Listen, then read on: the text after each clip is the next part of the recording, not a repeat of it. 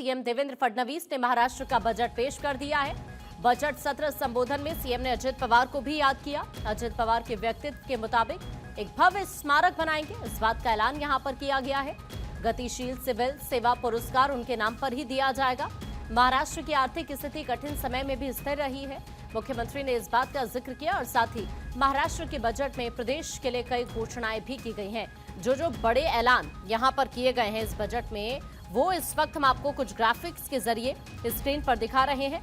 आज ही दरअसल ये बजट पेश किया गया है महाराष्ट्र का, जिसमें मुख्यमंत्री की तरफ से कई बड़े ऐलान अलग अलग सेक्टर्स को लेकर किए गए हैं। सबसे पहले आज जब यहां बजट पेश किया जा रहा था तो एक बार फिर से अजित पवार को याद किया गया और उनको लेकर कई बड़े ऐलान किए गए हैं। देखिए, यहां पर सबसे बड़ी बात यह है कि किसानों के लिए 4 नई योजनाओं का ऐलान किया गया है। महाराष्ट्र सरकार की तरफ से एक खास फार्मर आईडी बनाने का ऐलान भी यहां पर किया गया है। सत्यप्रकाश इस वक्त हमारे सहयोगी हमारे साथ जुड़ रहे हैं। सत्यप्रकाश, बजट की अहम बातें जरा आप बताइए, क्या क्या खास रहा बजट में?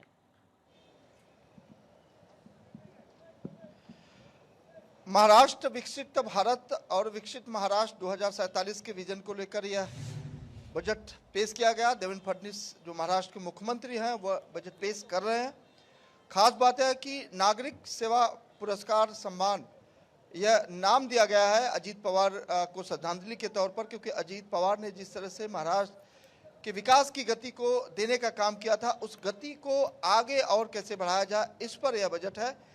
मुख्यमंत्री देवेंद्र फडणवीस ने सबसे पहले यह बजट अजीत पवार को समर्पित करते हुए कहा कि अजीत पवार ने जिस तरह से महाराष्ट्र के विकास को गति देने का काम किया है, उस गति को और तेज रफ्तार से कैसे आगे बढ़ाया जा सकता है, इसलिए बजट बेहद खास है। बजट 2026-27 को विजन में रखते हुए यह पेश किया जा रहा है, जिसमें शहरी, ग्रामीण और किसान को कैसे जो है आगे बढ़ाया जाए, महाराष्ट्र के पर्यटन को कैसे आगे बढ़ाया जाए, इस पर गति देने वाला यह बजट है। अजीत पवार की भव्य स्मारक बनाई जाएगी। वह स्मारक तमाम अनुभवी कलाकारों और अनुभवी शिल्पकारों से बातचीत करने के बाद बनाई जाएगी, इस तरह की भी घोषणा है। ग्रामीण क्षेत्रों को कैसे शहरी विकास से जोड़ना है, उसको लेकर बड़ा प्रयास किया जाएगा। मत्स्य पालन, पशुपालन को लेकर कैसे बढ़ावा दिया जा सकता है, उसको जोड़ दिया गया है। महाराष्ट्र की जो गति है 140 अरब डॉलर की, जो 140 अरब की जो गति है, उसे 300 अरब डॉलर तक कैसे लेके जाना है, उस पर यह फोकस किया जाएगा।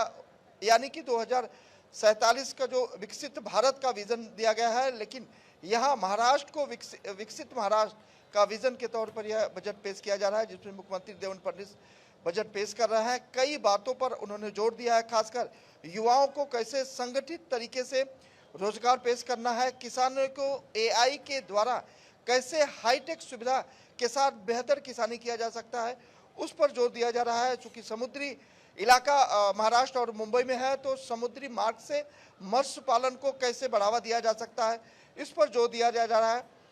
पशुपालन को लेकर कैसे जोर दिया जा सकता है, इस पर जोर दिया जा रहा है। तो ओवरऑल कहा जाए तो यह जो बजट है महाराष्ट्र के सर्वांगीण विकास को ध्यान में रखते हुए आज मुख्यमंत्री देवेंद्र फडणवीस पेश कर रहे हैं। काफी फोकस किया गया है सत्यप्रकाश, ग्रामीण अर्थव्यवस्था को लेकर भी और कृषि सेक्टर पर भी सरकार का खासा फोकस रहा है इस बजट में।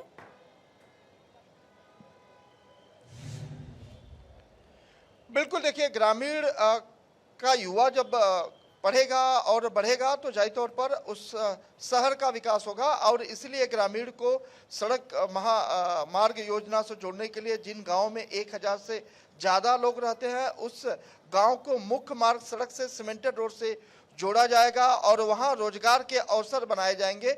इसके अलावा जो किसान है, उनकी जो खेती है, उन्हें कैसे हाईटेक किया जाए, एआई के द्वारा उस किसानों को खेती में कैसे बल दिया जाए, उस पर जोर दिया गया है।